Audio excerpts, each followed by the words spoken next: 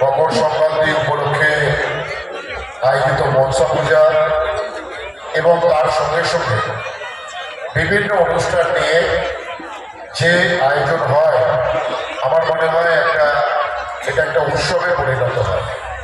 আজকে চূড়ান্ত পর্বের খেলা নয়, সারাদিন ধরে ছোট থেকে বড়, পুরুষ থেকে মহিলা সকলের উপস্থিতির মধ্য দিয়ে যেভাবে এই ক্রীড়া অনুষ্ঠানটাকে সুন্দরভাবে সফল করার জন্য উদ্যোগী হয়েছেন, অপেক্ষা করেছেন খেলা দেখার জন্য, আমি তাদের প্রত্যেককে ধন্যবাদ এবং শুভেচ্ছা জানাই।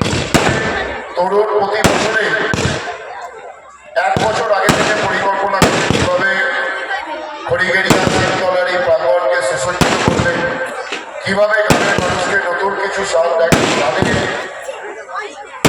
সঙ্গে পরিচিতি ঘটাবে, ঠিক সেইভাবে খেলার সঙ্গে সঙ্গে যাত্রা অনুষ্ঠান এবং বিচিত্র অনুষ্ঠানের মধ্য দিয়ে এই গ্রামের সকলকে একত্রিত করে তারা যে আয়োজন করে, বলা যায় এক কথা এই গ্রামে করা একমাত্র তরুণের দ্বারাই সম্ভব। এটা হচ্ছে গ্রামের নাম খড়িগেড়িয়া। আমাদের ক্লাবের নাম হচ্ছে জয়পুর খড়িগেড়িয়া শিবশক্তি নাট্যগোষ্ঠী। এই খেলাটা পৌষ পার্বণ উপলক্ষে হয়, প্রতি বছরই হয়। আমাদের প্রায় 30-35 বছর ধরে এই খেলা হচ্ছে। আজকে 8টা দল অংশগ্রহণ করেছিল, তার মধ্যে 2টো দল ফাইনালে উঠেছে, মা তারা আর বিমান একাদশ।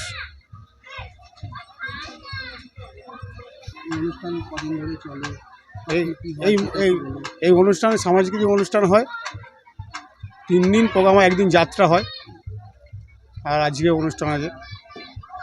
কত বছর ধরে হয়ে আসছে? এইটা পূর্বপুরুষদের হয়ে এসছে, আমার জন্ম হয় না তার আগে থেকে হয়ে এসছে। এই যে আজকে ধরুন 8টা টিমের খেলা হলো, এটা কত বছর ধরে হয়ে আসছে? এইটাও প্রায় 30-35 বছর ধরে হচ্ছে খেলা। খেলায় কী কী প্রাইজ থাকছে?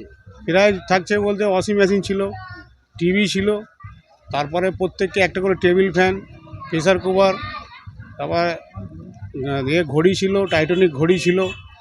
আচ্ছা, আরেকটা বিষয় হলো এইটা শুনলাম নাকি বিনা এনটিভিতে। হ্যাঁ, বিনা এনটিভি।